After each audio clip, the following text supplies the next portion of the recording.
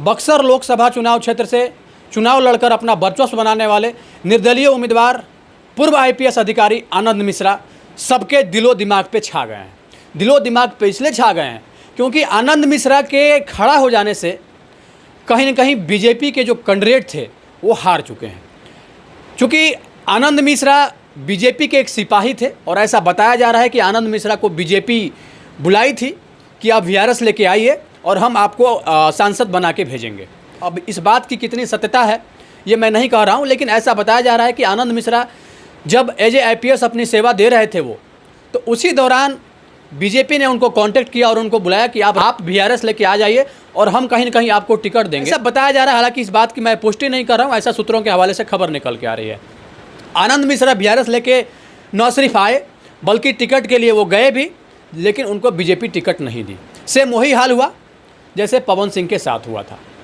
तो पवन सिंह भी पूर्ण रूप से समर्थित तरीके से बीजेपी के लिए कम से कम 80 से 90 रैलियां उन्होंने किया था, जगह जगह बीजेपी के लिए चुनाव प्रचार प्रसार किया था।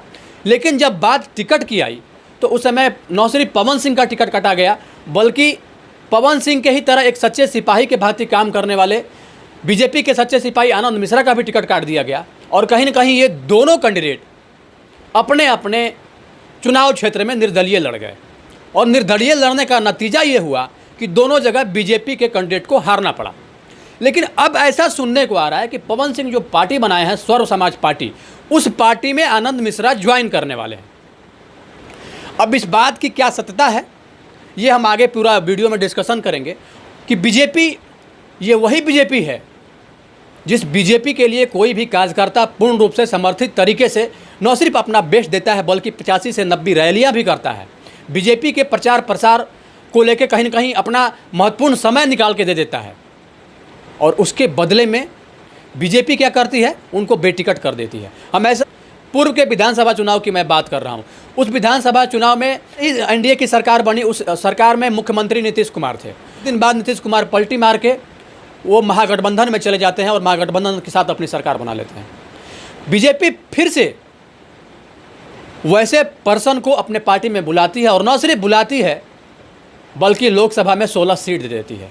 वही जो पार्टी के लिए समर्थित तरीके से काम करता है बीजेपी उसको बेटिकट करती है और यही चीज़ हुआ भी।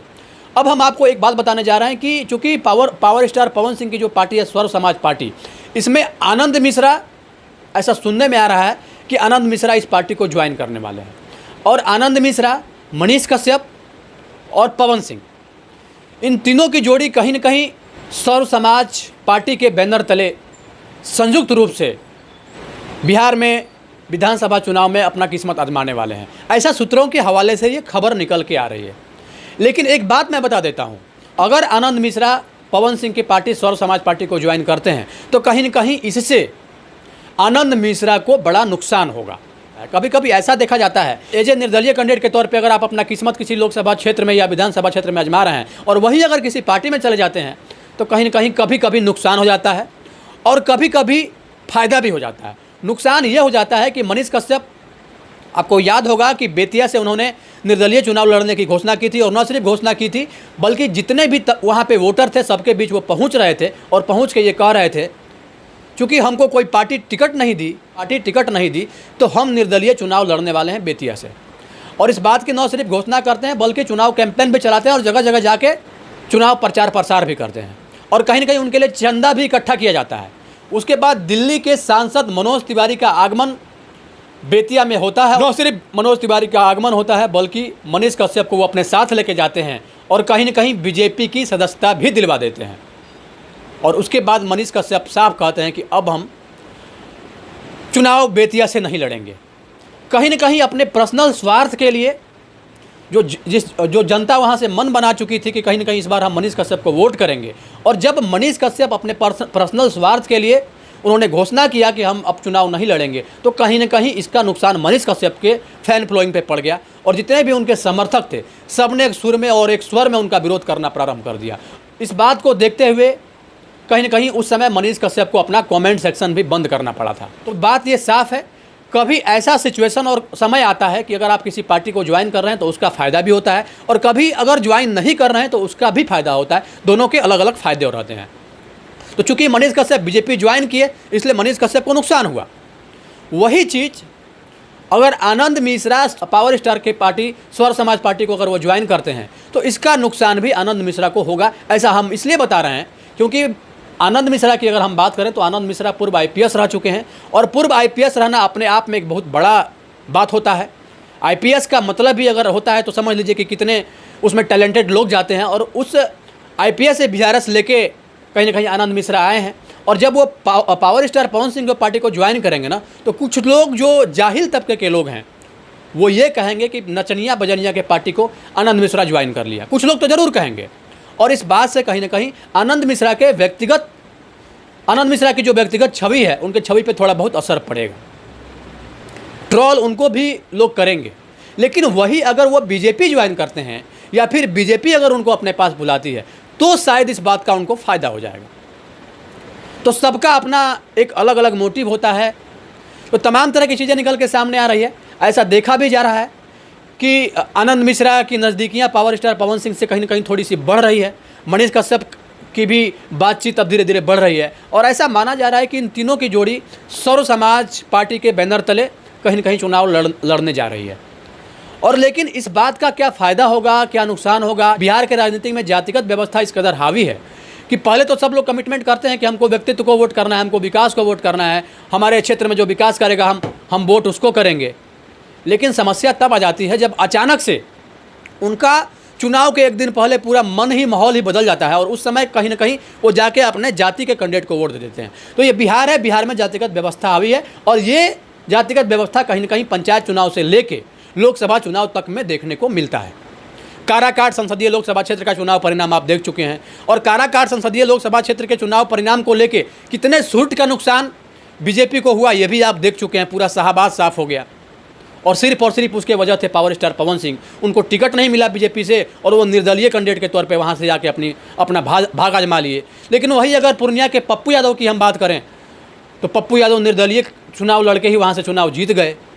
तो हर चीज़ का एक अलग अलग समय होता है और कहीं ना कहीं चुनाव लड़ना कभी कभी वहाँ की भौगोलिक स्थिति, वहाँ की ऐतिहासिक पृष्ठभूमि या फिर यूँ कहें कि वहाँ की जो वर्तमान पृष्ठभूमि निकल के सामने आ रही, इन सब चीज़ों को लेके एक समीकरण बनता है और उन समीकरण का प्रभाव कहीं ना कहीं राजनीति में साफ साफ देखने को मिल जाता है। कभी कभी जनता मिसगाइड होकर इधर उधर वोट कर देती है तो इसका अप्रत्यक्ष और प्रत्यक्ष फायदा कहीं ना कहीं कैंडिडेट को मिल जाता है। तो तमाम तरह की चीज़ें होती है। मेरा बस साफ साफ यही कहना है कि अगर पावर स्टार पवन सिंह के पार्टी को आनंद मिश्रा ज्वाइन करते हैं तो इसका उनको नुकसान होगा। नुकसान इसलिए होगा क्योंकि वो पूर्व आईपीएस थे और पूर्व आईपीएस होना या फिर आईपीएस होना अपने आप में एक बड़ा विषय होता है। और आईपीएस का अगर एग्जाम कोई कॉम्पिटिटिव एग्जाम को कोई निकालता है तो ये अपने आप में एक बहुत बड़ा बात होता है। जो बोलता है ना कि बहुत बड़ा तीर मार लिए, तो आईएएस और आईपीएस बनना बिल्कुल तीर मारने से भी बड़ा होता है। उनका जो बॉडी लैंग्वेज है, जो उनके बातचीत करने का तौर तरीका है, जो उनके अंदर लीडरशिप की क्वालिटी है, लगभग ये कहें कि चिराग पासवान से आनंद मिश्रा की जो क्वालिटी है वो मिलती जुलती दिखती है। और वही अगर पावर स्टार पवन सिंह की बात करें तो power star Pawan Singh education के तौर पे वो जीरो हैं, पढ़े लिखे कम हैं, राजनीति का उनको कोई एक्सपीरियंस नहीं है। हाँ, इतना ज़रूर है कि ये लोकतंत्र है। यहाँ पे अगर हम पढ़ाई लिखाई की बात करें तो राबड़ी देवी भी कौन सी पढ़ी लिखी थी, उसको भी मुख्यमंत्री बनाया गया था। लोगों का सवाल और जवाब ये भी रहेगा। तो हालांकि ये लोकतंत्र है, लोकतंत्र में पढ़ाई लिखाई मायने नहीं रखता है। आप जीत के आते हैं ये मायने रखता है और जीत के कैसे आते हैं ये आते हैं तो कहीं ना कहीं आपके जाति के वोटरों का इसमें महत्वपूर्ण योगदान होता है। तो जाति पाति में जिस तरह से बिहार की राजनीति बिखरी हुई है, इस बात से साफ साफ तय होता है कि कभी भी कुछ भी और किसी भी समय कुछ भी बिहार की राजनीति में हो सकता है। ये प्रशांत किशोर भी अपना एक अलग एजेंडा लेके घूम रहे हैं। प्रशांत किशोर का भी साफ साफ कहना है कि हम 243 से 243 सीट पे लड़ेंगे। हम किसी दूसरे पार्टी को ना तो सपोर्ट करेंगे और किसी दूसरे से सपोर्ट लेंगे। सर्व समाज पार्टी के जो संस्थापक हैं पावर स्टार पवन सिंह, उनका भी साफ कहना है कि हम अकेले ही लड़ेंगे। बिहार के जितने भी 243 सीट हैं, हर सीट पे हम लड़ेंगे और कहीं ना तो हम किसी को सपोर्ट करेंगे और ना तो किसी से सपोर्ट लेंगे। तो इस बात से साफ साफ ये क्लियर होता है कि बिहार की राजनीति में एक बहुत बड़ा भूचाल बिहार के विधानसभा में देखने को मिलेगा। ऐसा हम इसलिए बोल रहे हैं कि जो महत्वपूर्ण पार्टी है आरजेडी और बीजेपी, बिहार के राजनीति में अभी आरजेडी, बीजेपी और जदयू, और बीजेपी और जदयू के गठबंधन का सरकार है। बीजेपी और जदयू दोनों एक साथ चुनाव लड़ेगी। और वहीं अगर महागठबंधन की बात कर दें तो आरजेडी के साथ तमाम तरह के घटक दल मिले हुए हैं। तो दोनों दो खेमे में साफ साफ बटे हुए दिख रहे हैं। और दोनों महागठबंधन और एनडीए गठबंधन दोनों आपस में आमने सामने की लड़ाई लड़ेंगे। ये बिहार का जो समीकरण है, और उस हिसाब से ये कहें कि जातिगत जो व्यवस्थाएं यहाँ पे हावी हो रही, उस बात को लेकर कहीं ना कहीं अगर पावर स्टार पवन सिंह स्वर समाज पार्टी की स्थापना किए हुए हैं और उस पार्टी में कहीं ना कहीं उस पार्टी से हर विधानसभा क्षेत्र में अगर वो अपना कैंडिडेट देते हैं, तो ये आप जान लीजिए कि कहीं ना कहीं वोट बैंक पे बहुत बड़ा असर पड़ जाएगा।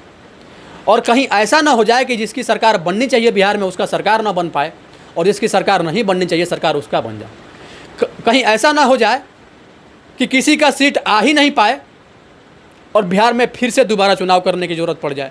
तो बिहार का जो अभी राजनीतिक समीकरण बन रहा है वो बिल्कुल एक दूसरे तरह का समीकरण बन के निकलता हुआ दिख रहा है।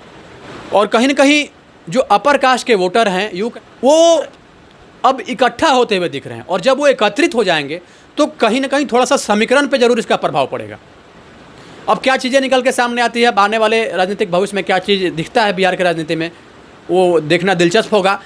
बाकी आप लोग अपनी क्या राय रखते हैं आनंद मिश्रा के पार्टी ज्वाइन कर जाने से? अगर स्वर समाज पार्टी को आनंद मिश्रा ज्वाइन करते हैं तो इसका राजनीतिक भविष्य पे क्या प्रभाव पड़ेगा, बिहार में क्या चीज़ें निकल के सामने आएगी, इस बात से आप कितने सहमत हैं? अपनी राय कमेंट बॉक्स में जरूर दें।